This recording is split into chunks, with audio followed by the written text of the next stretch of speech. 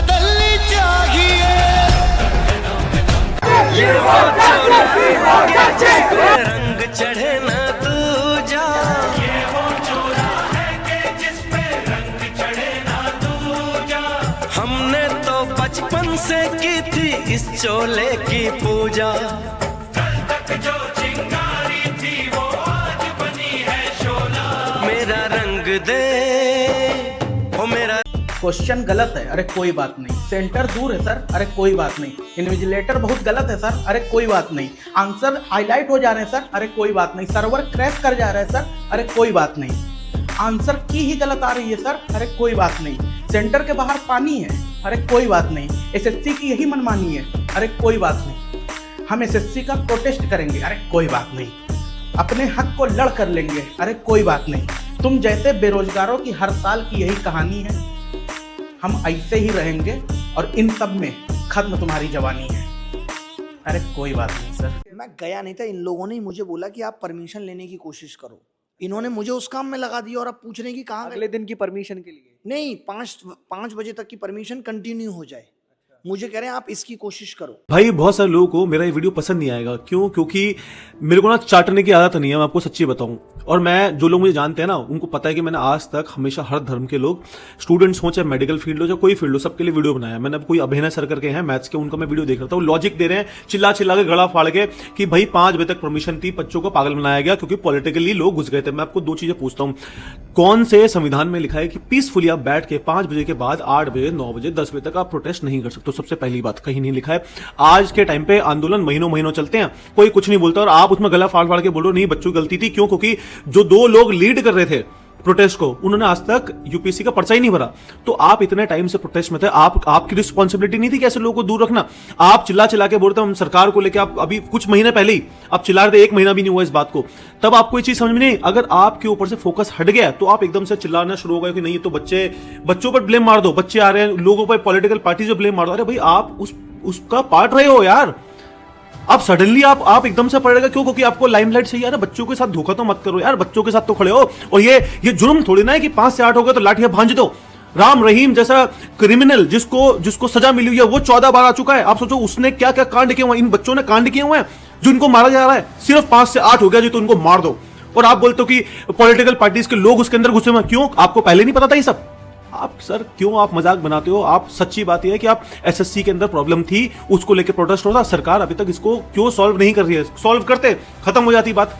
ये गलत है यार। बच्चे देश का भविष्य, उनके बारे में सोचो। आप अपनी राजनीति वाली जो रोटियां आप सीखने की कोशिश करो, वो सब मत करो यार। बच्चों के फेवर में बात करो यार। जितना तुम बचकर निकलोगे उतना हम टकराएंगे तुमसे। और बगावत किसको करनी है, ये हक की लड़ाई है तुमसे।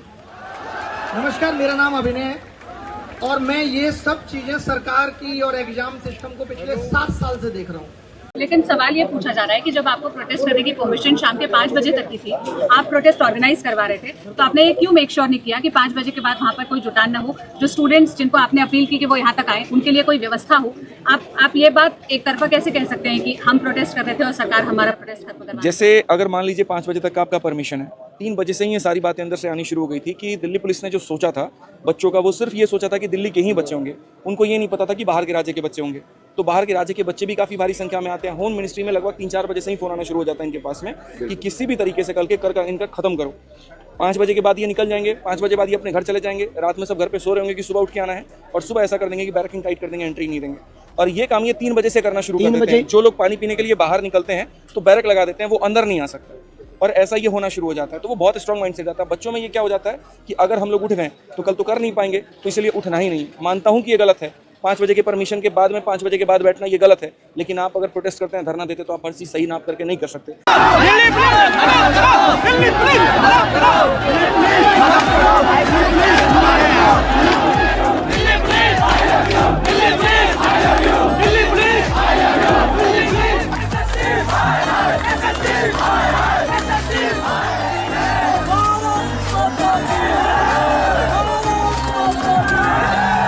यकीन मानिए ये दिल्ली में अब तक के छात्रों का सबसे बड़ा आंदोलन होने वाला है। और पूरी एड़ी चोटी की जोड़ लगा दी हमारे सभी साथियों ने, परमिशन लेने से लेकर के मिल करके लड़ाई को लड़ेंगे और इस एडिक्विटी को हटा करके रहेंगे। इंकलाब, इंकलाब।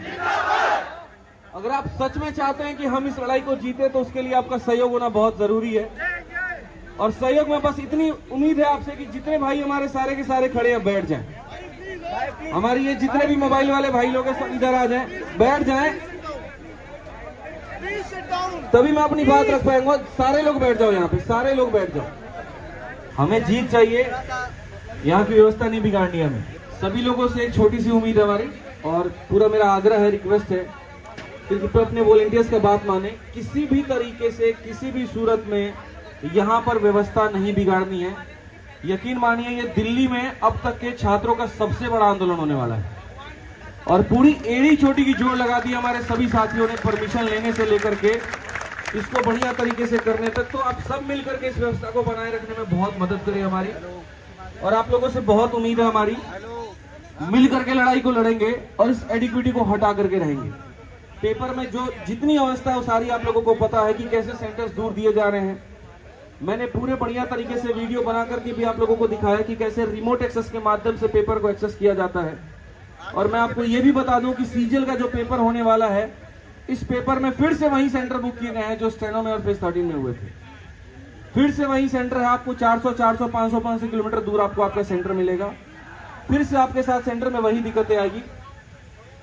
भाई साहब नारा आके यहाँ पे लगा लीजिए, आ जाइए यहाँ पे, आ जाइए, बाकी लोग भी बैठे हुए आ जाइए, मानते हैं सभी लोग आते रहे। किसी भी हाल में किसी भी सूरत में प्रशासन को यह मौका ना दे कि वो आपको यहां से उठा दे। प्रशासन आपके सुरक्षा के लिए है, आपके लिए है, चंद वीडियोस के लिए, चंद रील के लिए यहाँ पर जो है व्यवस्था बिगाड़ने की जरूरत नहीं है।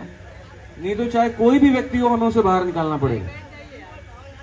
इसीलिए आप आए, आप हमारे साथ जुड़े, आप आवाज को ऊपर तक लेकर के जाएं, लेकिन ऐसा मौका हमें ना दें। बाकी ये चीज हम आपको बता दें, देखिए आप लोगों के लिए पूरी व्यवस्था है, टेंट भी है, खाना भी कुछ देर में यहाँ पे शुरू हो जाएगा, पीने की पानी की व्यवस्था भी है।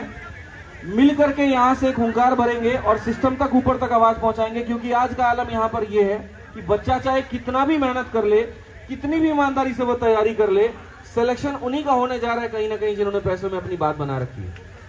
और ये कहीं ना कहीं दुर्भाग्य है हमारे देश का, दुर्भाग्य हमारे सिस्टम का, दुर्भाग्य है चंद बेईमानों का, जिसके वजह से ईमानदारी से मेहनत कर रहा हर छात्र यहाँ पर खत्म हो जाता है। क्या गलती है उस बच्चे की यहाँ पर कि उसके मेहनत पूरी की पूरी एक जो है माउस के आगे खत्म हो जाती है। कीबोर्ड नहीं सही चलने के कारण उसका यहाँ पर पूरा पेपर खराब हो जाता है। उस बच्चे की क्या गलती थी यहाँ पर, जिसने पूरे साल ईमानदारी से तैयारी की, ईमानदारी से पढ़ाई की, और सेंटर दूर होने के कारण वो पेपर नहीं दे पाया। ऐसी जगह पर सेंटर दिया गया जहां पर हमारी सारी बहनें जाने में वहां सामर्थ्य नहीं रखती, डर सा लग जाता है, रूह सी कांप जाती है कि ये पर जाए तो जाए कैसे। अंडमान निकोबार जैसे जगह पर भी अगर सेंटर दिया जा रहा है तो इससे मंशा साफ ये दिखती है कि उन्हें पेपर कंडक्ट नहीं करवाना है, उन्हें बस किसी भी तरीके से यहाँ पर इसे खत्म करना है, और ये सरकारी नौकरी हो ही ना, एक मंशा ये भी है।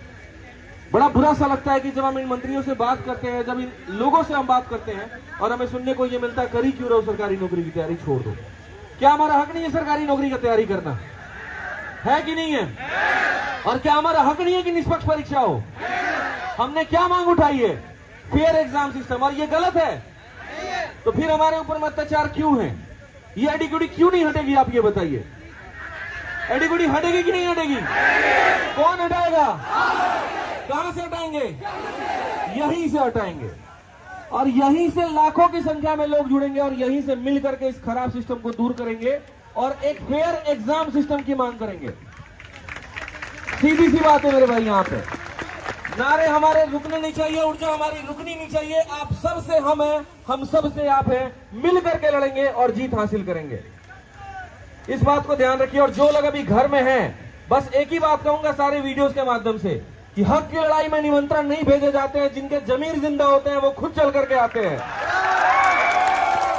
निकलो बाहर मैदानों से, जंग लड़ो बेईमानों से, और ये जीत तुम्हारी हो करके रहेगी। यहां से हम ये बात कहते हैं, बाहर आइए, बैठिए और सरकार तक अपनी आवाज पहुंचाइए, क्योंकि हमारी जीत होने वाली है। मैं आपको बता दूं, एक दिन अगर यहाँ टिक गए ना तो यहां से सरकारें बदली हैं, आपको तो एडिक्विटी को बदल करके दिखाना है। बस मिलकर लड़ेंगे मेरे भाई यहाँ, और व्यवस्था को बनाए रखें, सारे लोग बनाए रखें यहाँ पे। और चंद शब्दों के साथ बस मैं इतना ही कहूंगा कि आप हैं साथ तो हम मिलकर के जीतेंगे। इंकलाब इंकलाब इंकलाब एसएससी एसएससी एसएससी एसएससी। बहुत बहुत धन्यवाद।